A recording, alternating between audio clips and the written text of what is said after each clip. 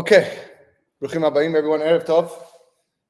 It's great to be back giving shiurim after a little Pesach vacation.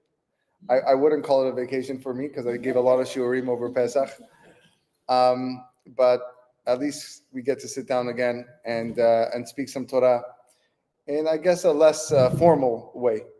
And the truth is, I was battling in my mind what to give this shiur on. You know, should I stick with the Parashat Shavua, which is what the class is on? And certainly, without fail, Parashat Kedoshim, there is so much to talk about.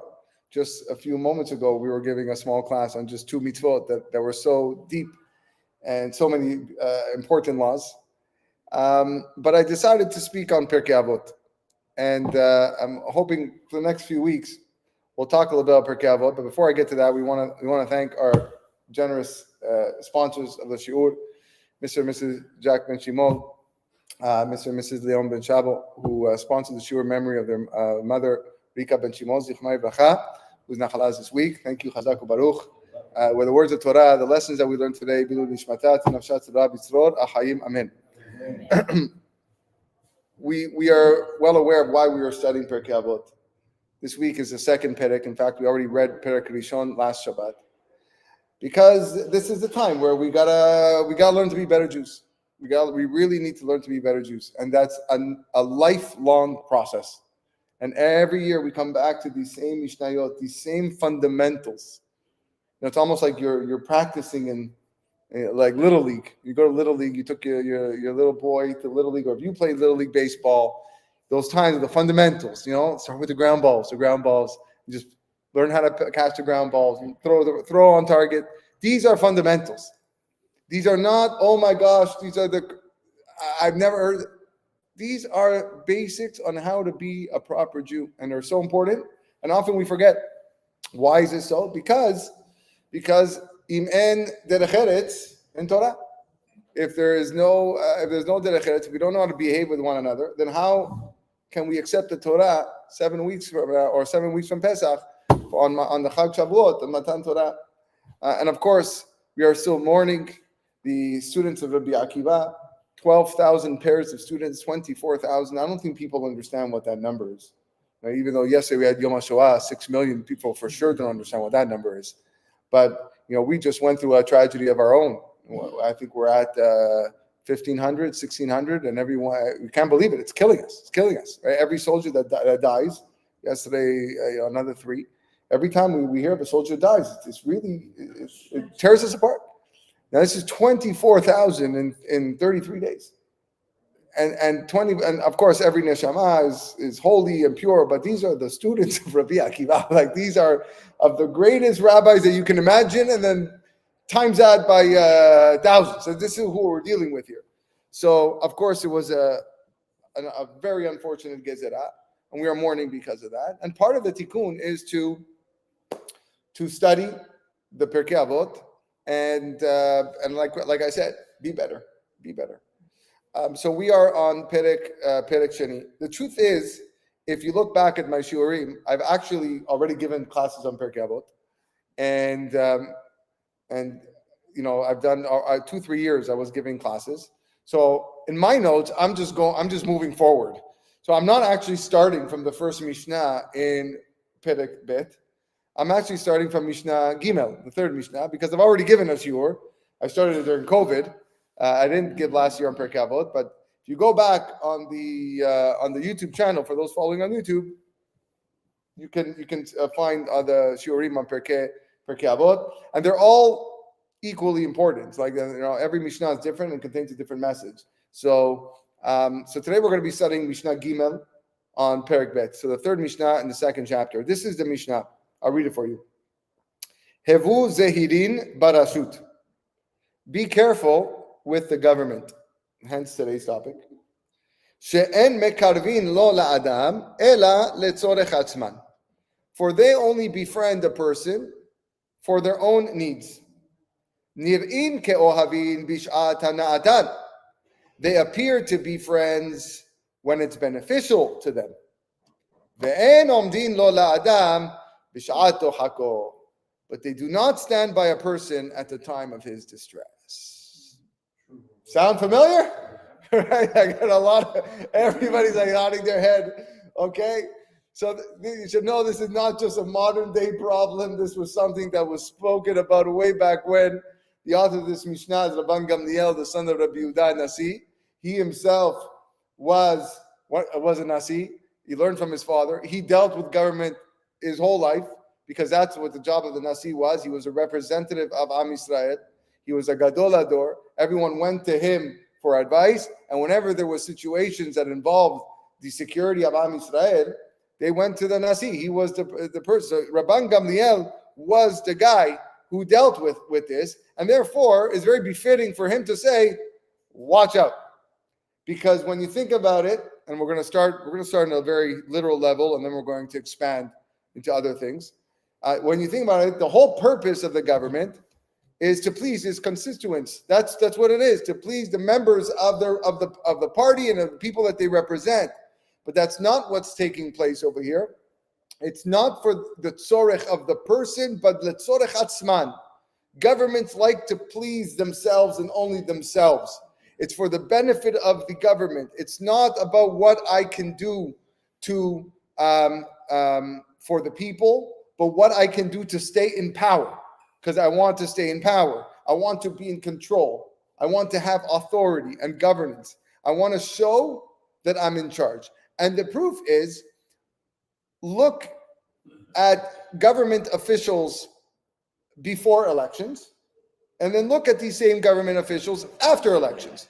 So when you look at them before elections, they're going from town to town, and they're hugging people, and they're shaking their hands, and they're having coffee with them, and they're all their best friends, and this is what we're going to do, and this and this. And it really, really does make an impact, and a lasting impact on people because they need their votes. And all of a sudden, when they reach the level of power, such as a president or a prime minister or a king or a queen, then all of a sudden it's like, excuse me, make sure you keep your distance. I'm here, you can't cross these lines. You have to talk to me in with proper respect or whatever it is. And that's the reality of it. And if you look throughout Jewish history, there were many, many times where leaders of governments, or whether the government didn't stand up for the Jewish people, or even the Jewish leaders themselves felt at odds with the members of the government, especially at times when the Jews needed help. Let's start with the Greeks. When the Greeks ruled ancient Israel a long time ago, their leader, Antiochus, story of Hanukkah, tried to force a lot of Greek practices and observances on Israel, and a lot of the Jewish leaders, being afraid to confront Antiochus and not to lose their own power, they went along with it. And they were called Mityavnim. They were the ones who kind of made themselves Greeks because they didn't want to go against. And in the end, they didn't protect the Jewish community. The Greeks for sure didn't protect the Jewish community. And these people, Dafka, went against. It was all Letzorech Atzman. The Roman rules in Eretz Yisrael, not long after that, the Romans took control of Israel, and they were also mainly interested in building bridges and collecting taxes, so they didn't look out for the Jewish people. In fact, there's a very famous story, one of the most famous stories that the Gemara brings down, of Rabbi Shimon Bar Yochai. This is how the story of Rabbi Shimon Bar Yochai started, that there were three great Chachamim, Rabbi Yehuda, Rabbi Yosef, and Rabbi Shimon, that were having a whole discussion about the Roman influence, and what the Roman does throughout their day, and they're talking. Rabbi Yehuda spoke very positively about the Romans. Yeah, look at the buildings, look at the palaces, look at the bridges and the tunnels, the waterways, everything. He was just praising the Romans. Rabbi Yosef kept quiet, and Rabbi Shimon Bar Yochai said, "You crazy? These guys, everything they do is for themselves." Exactly what our Mishnah says over here. Everything is letzorech atzman. They only do it to please themselves. You think they care about us? They don't care about us. We all know the end of the story, that there was an informer listening to this conversation who went to go report it to the Romans. They gave Rabbi Yehuda some very nice position. Rabbi Yosef was sent in exile because he kept quiet. And Rabbi Shimon Bar Yochai had to go hide in a cave, for 12 years with his son. So that's how this went about. Well, maybe when we get to Rabbi Shimon Bar Yochai's Hilula, maybe we'll talk more about that story. But that's what it is.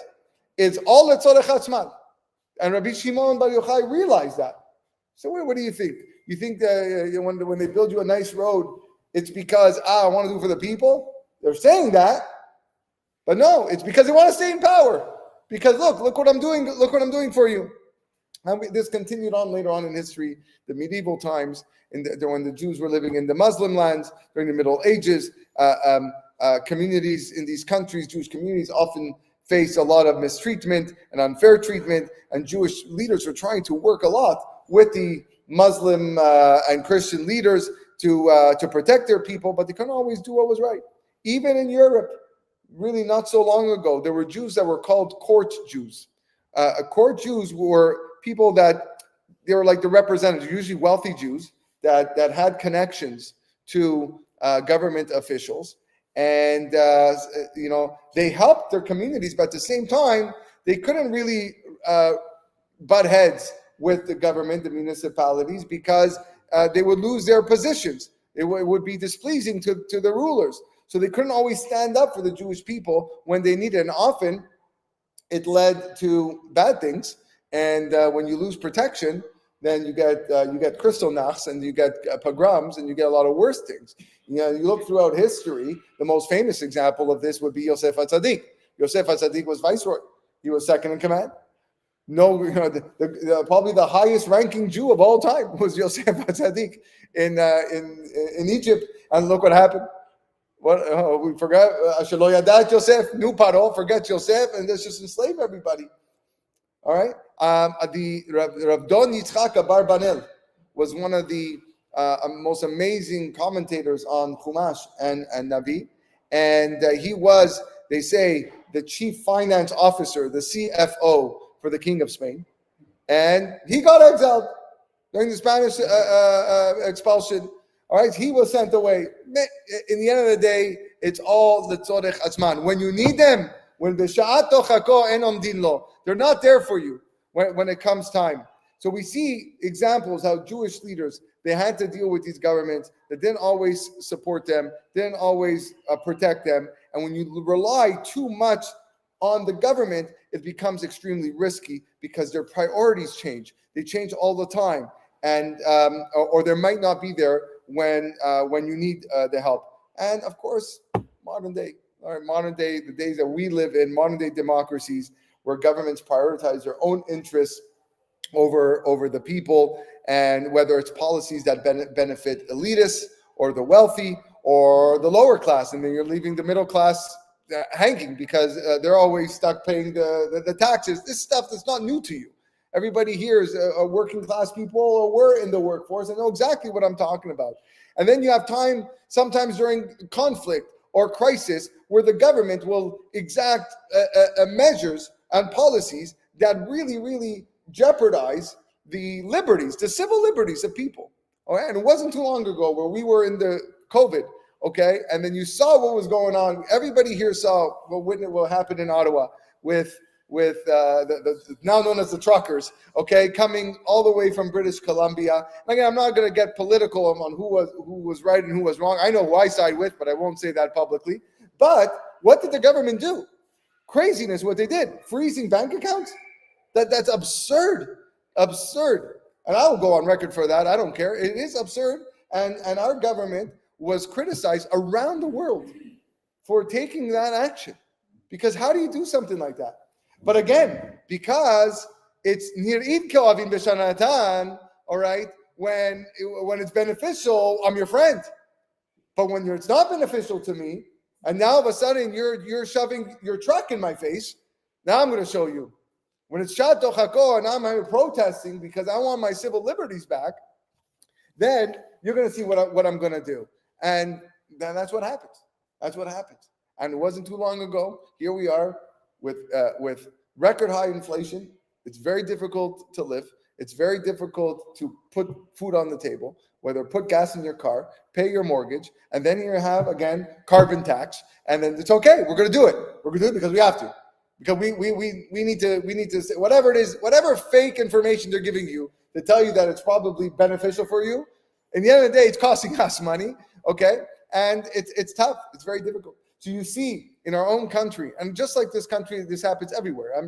We just here live in Canada. But in reality, governments throughout history have acted this way that align with this Mishnah. And this is really not a big chidush. Like I told you at the beginning, these are just fundamentals. So he's telling you, Hevu zehirin barashut. Be very, very careful of the government. Probably just best, to live your life quietly, peacefully. Don't bump heads with them or rub them the wrong way. However, I'm going to take this Mishnah on a different avenue. Because the Mishnayot were not written with punctuation or vowels. And I've done this before in my previous Pirke Avot class. Hevu zehirin barashut. Rashut means government. But the word rashut can also be read reshut. Reshut. Be aware of the reshut. Now, what is reshut? There's a lot of definitions to reshut. I'm going to branch out in a few ways. So one explanation I saw that was beautiful by Rav Twersky in his Vision of the Fathers. He says, be careful of what is permissible to you. Something that you have reshut to do. Something that you're allowed. That's what reshut is. Permissible things. The more we get involved in things that are allowed, what are the things that are allowed for us to do? It's usually, if not always, physicality, physical things, such as food and drink and sleep and pleasure. Things that we can enjoy is usually things that we're allowed to do. Now, there are rules to it. When I eat, I have to say a beracha. When I finish eating, I have to say a beracha. I'm not talking about that. But the permissible things, too much of it will bring you a lot of harm. They seem good when it's bishata na'atan.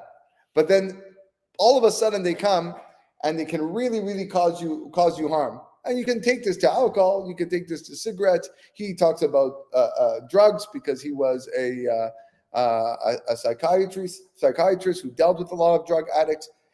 At first it's permissible. Be very careful when you have access to anything you want. He compares it to a constant fight of the Yetzer Hara. He says that the best mode of attack in any war is a preemptive strike. When the enemy doesn't know what's coming, and you do a preemptive strike, like in 1967, right? Boom, they come, they knock out the airplanes. They didn't see what was coming, and really it gave Israel the upper hand in that war, and they won the war because of that. But so we have to have a preemptive strike against the Yetzer Hara. We have to go to his territory. He wants to entice us to sin by eating too much and over drinking and all these things. So hevu zeirin barashut. Be proactive. Be careful for the things that you're allowed. So you know what? I know this is how you're going to try to get me to sin, but hevu zeirin barashut. Be very careful when you do so. So reshut, what is permissible to you? Others have a different way of explaining this, of obtaining permission. Hevu zeirin, make sure, beware of getting permission. What does that mean?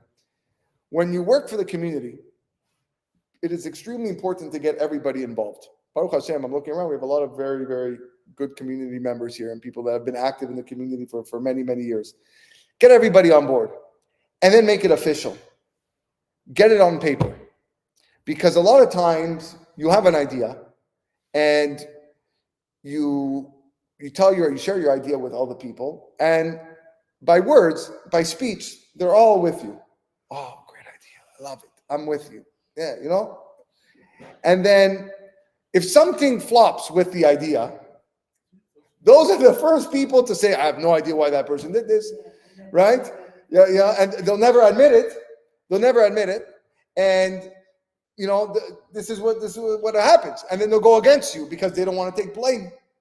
So when you want to do something, whatever it is you want to do in life, make sure you are on the same page with everybody so that you rise and you fall together. often when you look at many times, there's many instances in the Torah when people did certain things that they did not have proper reshut to do. They certainly didn't have the haskama of Moshe Rabbeinu or other leaders, and they fell drastically. One of them that we spoke not long ago about in our own parasha Shavua class was Nadav and Avihu. Nadav and Avihu, the two sons of Aharon, who they felt rightfully so, and according to halacha, they were right to bring a fire, an earthly fire in the Mishkan, and the halacha says that there needs to be an earthly fire. But on that day, on the Chanukah Tamizbeach, that day, it was not to happen. Moshe Rabbeinu didn't happen. But they didn't ask Moshe. They just said, okay, here's a fire. And we're not here, we don't understand the level. Nadav, Avihu were on the level of Moshe and Aaron, some say even greater than Moshe and Aaron. Like that's how holy they were. But because they didn't ask permission, and they thought that they could do it on their own, the result was tragic and drastic, that the fire came and consumed them as a result of that. And that was a discretionary act. Why not just go get everybody on board? Moshe, you agree with this? Now Moshe agrees, then you're good. The sin of the spies. Again, when Moshe Rabbeinu sends 12 spies, we're going to read about it in a few weeks. All right? You have people returning with a negative report. All right? Where was their fear of God? Remember, Moshe Rabbeinu, Hashem didn't even agree to this. Hashem multiple times in the Torah says, Moshe, you're the one who allowed this. This whole spies thing to happen. You should have trusted me. But they went in, and they came back already with a preconceived notion that this land is not good for us. And then 40 years in the desert on Tisha B'Av, until today we suffer on Tisha B'Av, all the calamities that took place of the Jewish people. Shaul HaMelech was instructed to destroy the Amalekim and everything, all their possessions. It was a divine commandment. And Shaul on his own decided, I'm just going to leave that guy alive and all the sheep on his own. Why? Rahmanut. Why? What did the sheep do? The sheep, poor sheep. What do they do? What do they do? Okay, who are you to say what do you do? And because of that, we had a Haman and we had a Hitler, and we can imagine all of Amalek would have been gone had it not been for that decision of Shaul. Obtain permission before you do something. You had no permission to do so. Korach, another one. Korach, Datan, and Aviram challenged Moshe and Aaron's leadership. I should be the priest. He should be. Everyone wants their own position. It was a rebellion, and they didn't go and seek the proper sources. Last but not least was probably, I would say, again, these are just examples from Tanakh. Yerovam ben Nevat, which we spoke briefly this past Shabbat in Mesilat Yesharim. Yerovam ben Nevat, after the division of the kingdom was split into Yehuda and Israel in Sefer Melachim. So Yerovam, he was a king of Israel. He feared that the Jews would return to the Bet HaMikdash, to Bet David, if they continued to worship in Yerushalayim. So he decided, we're going to have new JCCs. Okay, we're going to put JCCs in different parts of the country. We don't want anybody going to the Bet HaMikdash anymore. We're going to have one in Dan. We're going to have one in Beersheba. We're going to have just not Jerusalem. His own decision. And we said actually on Shabbat that it may have even been the right decision, okay? But he did it out of jealousy because he didn't want people to go to Bet David. He was so jealous of David and Shlomo and their house. So he did it. And because of that, Mishna says Yerovam ben Nevat doesn't have chelek l'olam haba. So he makes these decisions. Obtain hevu zeirin barashut. Be careful to obtain what you need. The authority of doing certain things. That's one way. So right now we've looked at three ways on how to translate the reshut. One, government. Two, what is permissible to you, reshut, and permission, which is also reshut. Okay. Now we're going to look at a fourth way. Reshut also means discretionary. Or optional. This means that we should be cautious about thinking that following Hashem's commandments or doing what is right is optional. Don't think that. Hevu zehirim. Be very careful to think that way. Meaning it's not just a message about politics. It's a reminder that we have duties, that we have responsibilities on this earth. And these are things that I can treat as, should I do them or should I not? But it shouldn't be that way. Because in Judaism, they are called mitzvot. They are called commandments. And there are commandments that are important for everyone, assuming that they apply to everyone. And some commandments only apply to Kohanim, and some only to Levim, some to women, and some only to men. Okay, fine. But if they apply to you, then it's a commandment. When I serve HaKadosh Baruch Hu through tefillah, or through learning, or through doing avodat Hashem, good deeds, that's crucial. But when I start to think about, I like this, I don't like this, I'm going to start picking and choosing because I look at it as discretionary. I look at it as optional because it's to my benefit. You'll realize that when you need Hashem's help, it's not going to be there. If we only follow some of the commandments or parts of it when serving HaKadosh Baruch Hu, when it's convenient, then it loses the meaning. It loses the integrity of our religious life, our spiritual life. And instead of what's doing right because it's right, because Hashem told us this is what we have to do, we might do it only because we think it's easy or what other people expect us to do. So what ends up happening? It weakens our religious practice. It weakens our relationship with Borei Olam, with God. That's one problem. Another problem, if we look at mitzvot as reshut, as optional, then we're forgetting that they come from HaKadosh Baruch Hu. They're not just suggestions, right? Now we have to, whenever you write an email now, okay, to be very careful with how you word your email, right? I suggest, all right, with your permission, right? You can't be too direct now because the other guy's going to get insulted. Okay, on the other end of the computer. That's where we live in today. Okay, so if I treat mitzvot as optional, then I think of them as suggestions. I suggest you do this. If not, you could do this. And if it doesn't suit me or doesn't fit my dress code, then I'm going to ignore it, and that undermines our emunah. It undermines our faith.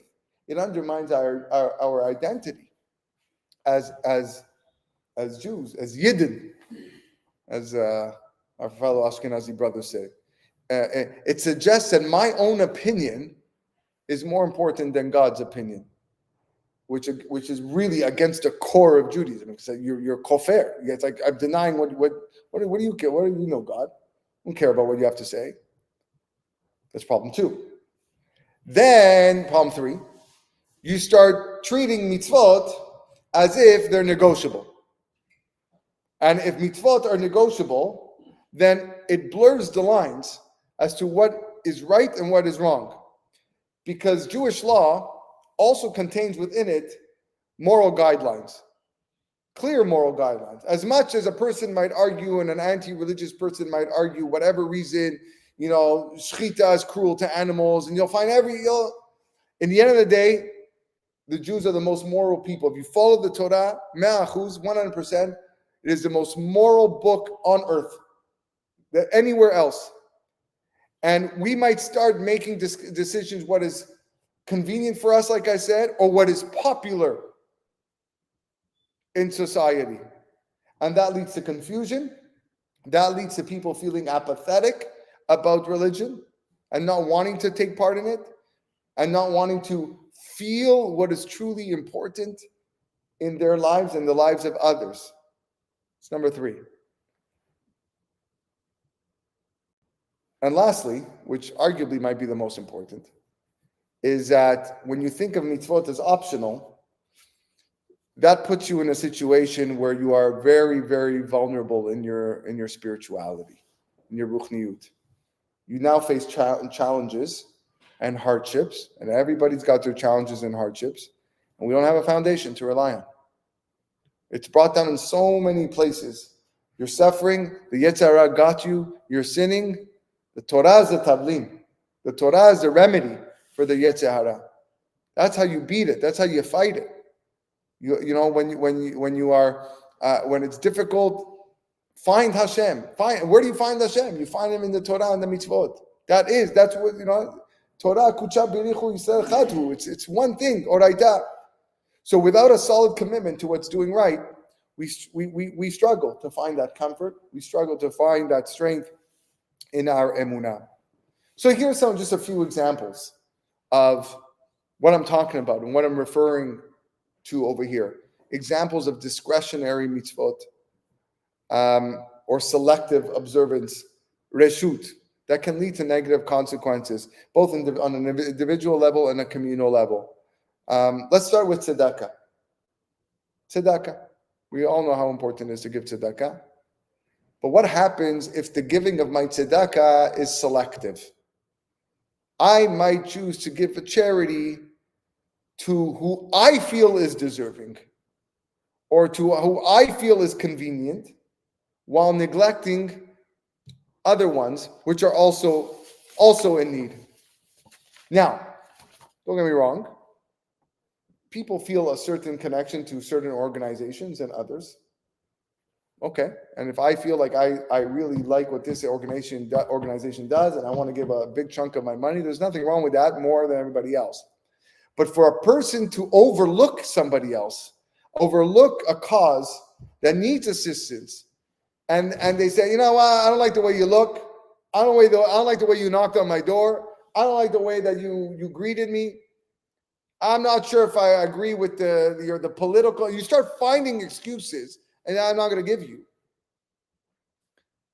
That's selective. You don't have to give him most of your maaser tzedakah money, but why should he be turned down? Do you have a valid reason? As far as I'm concerned, unless if you know the guy's a crook, a person deserves something. If he's coming to you and he's putting himself in that vulnerable spot to knock on your door and say, "Hey, please, can you help me?" Right? You gotta help. You gotta give something, $5, 10, whatever it is. You give something. But to just say no, you were zocher. Remember, you know, I know this is really going fast tracking to Megillat Ruth, but Ruth was very famous to saying, "Hachesed asher ani oseh imcham." I think that's the word. When Ruth collects tzedakah from Boaz, the way she words it is the chesed that I did for him. Remember that. Normally, you would think that the person giving the charity is doing the chesed to the other person. But that's not the way she says it, and it's not the way the mitzvah works. If you have an opportunity to do chesed, if you have an opportunity, to give tzedakah to someone else and knocks on your door, you have to know that God chose you to be that person. That lady or that man who needs tzedakah could have knocked on any other door in the neighborhood, but they chose your door. So they're doing you the chesed by giving you an opportunity to do mitzvah, and you're turning them down? Look what you're giving up. Shabbat. Partial observance of Shabbat, the Jewish day of rest. Another one where a lot of people, Hilchot Shabbat is so, oh my goodness. We spend a lifetime learning Hilchot Shabbat. So now, there are certain parts of Shabbat that everybody feels very connected to. It doesn't really matter what type of religious level you are. Almost, I would say, majority of Jewish households, maybe not majority. Okay, many Jewish households will light Friday night candles. Many of them will sit down and have a Friday night dinner with their family. Okay, there is that element, and to that, Chazaku Baruch, it's great. But you should know that you're fulfilling the Zachor et Yom HaShabbat B'Kadesho. That's the Zachor part. You know, the dafina and the Friday night candles and the nice glass of wine and the brisket or the whatever. That's the Zachor. But you know, there's a Shamor. Zachor v'Shamor v'Zachor b'Dibur Echad. It was said at the same time. that there's this idea of Shabbat where, there's certain things there's many things we can't do on Shabbat. We forget about that. Do we forget about it, or do we choose not to adhere to them? And many people just choose. So this is like a discretionary. People are treating Shabbat discretionary. Okay, what do I like about Shabbat? I like candle lighting. I'll do that. I like chicken soup. I'll do that. I like Moroccan fish. I'll do that. And we'll sit as a family and we'll make sure we turn off our phones for 2 hours. Okay, but Shabbat's a 25-hour day. Right? There's a lot of things going on Shabbat. Right? And this is not a class on Shabbat, but I will vouch and go on record to say that a person that really keeps Shabbat kichata, there's no better day in the world. There really is no better day in the world. But we see this partial observance of Shabbat. Tefillah, conditional prayer. Praying when a person only feels he's inclined to pray, or when he has personal challenges, rather than something consistent. Now, we did speak the other day, actually, in our morning Shachrit service. I gave a halacha that according to all opinions, it's a mitzvah d'oraita to pray when you are in danger. If you are in a time of need, if you are in danger, then everybody holds it's a biblical mitzvah to pray. Otherwise, most hold it's only rabbinical. Except for Maimonides, Rambam holds it's biblical. But everybody holds in times of need to do it. So some people, that's when they'll only pray, time of need. Or when someone's really sick. Or when you lost your job. And then, okay, now I'll open up a Tehillim. There's 3 tefillot every day. Shachrit, Mincha, and Arvit. Now, let me tell you something. Gemara Masechet Shabbat has a discussion about Tfilat Arvit. It's a short discussion which ends up breaking up into a huge story. The discussion is whether or not Arvit is obligational, chova, or reshut. Reshut, that's the word it uses. Or is it discretionary? Do I have to pray Arvit, or do I not have to pray Arvit? And they bring, Abaye says reshut, Rava says chova, this one says reshut, this one says chova. The Gemara concludes that Arvit is reshut. Optional. Discretionary. That's how the Gemara concludes. Ve'ilcheta Arvit reshut. There's a whole story afterwards with Rabbi Yoshua and Rabban Gamliel, a very famous story, how Rabban Gamliel was ousted as Nasi, the same author of our Mishna, in fact, okay, who held chova. Maybe that's what he meant. Be careful. He held chova. He goes, be careful of the people that said reshut. Okay. So the Gemara concludes it's reshut. You open up the Rambam, and the Rambam is posek, Shulchan Aruch also. He says, even though Arvit is reshut, nahagu Yisrael to treat it as chova. The Jewish people have now accepted upon themselves that Arvit is obligational. Why did he change it? What? Or it wasn't him. It was already from before him. Why did they change it? What if they had the same Gemara that I'm looking at? Who were the people and why did they say, I don't know who they were, but why did they go against the Gemara? Rarely do we see that. They should have just said, Gemara says Rashut. Okay, when I'm in the mood or when I could make it, I'll come to Arvit and I'll pray Arvit. If I can't, I'm too tired, I'll go to sleep. No one bother me. Shema I'll still say, because Shema is Shoch Becha V'Kumecha, but the Amidah, fine. If I want to, I'll do it. Why did they change it? The answer is because you can't live a life of Rashut. You can't live a life of discretionary mitzvot. Or optional or not optional, yeah.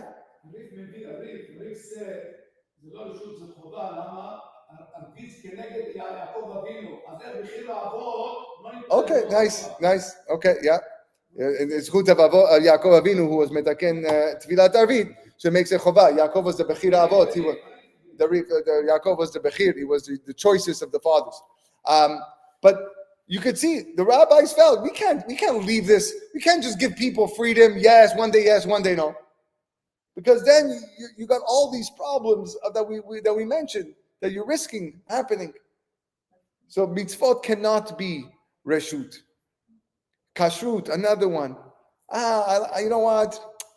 I will keep kosher at home. I cannot tell you how many times I've encountered people, and like I try to not be judgmental, and I respect everybody. I just don't understand what that means. I don't understand what it means that I'm kosher at home, but I'm outside. I'm not. I don't know. If someone try to explain to me, and I'm going to give them due merit where it's deserving. Chazaku Baruch for being kosher at home, because it's better than not being kosher at home. Okay, but if you feel that it's important to be kosher at home, then be kosher outside. So why are you not kosher outside? Because you want to impress friends, or your friends are maybe not Jewish or totally not observant, and you don't want to make it awkward. That's usually probably the reason. I'm assuming that's the reason. So then your whole religion becomes discretionary. It's whatever feels good for me. B'sha'atan na'atan. When it feels good for me, then I'll do it. Then I'll follow it. But when it doesn't, leave me alone. And we see this over and over and over again. When it comes to our acts of kindness and compassion, what is the expectation? What do people expect from me to do? Then I'll do it. But I'm not going to show too much empathy. I'm not going to be too giving or too much compassion. This is, I believe, what Rabban Gamliel is saying over here. Of course, there's a government issue. That's the main letter of the law. That's what he was referring to. But the reshut has so much more to it. You cannot treat your religion as just something that when I feel like doing it, I'll do it. That's not going to bring you closer. It's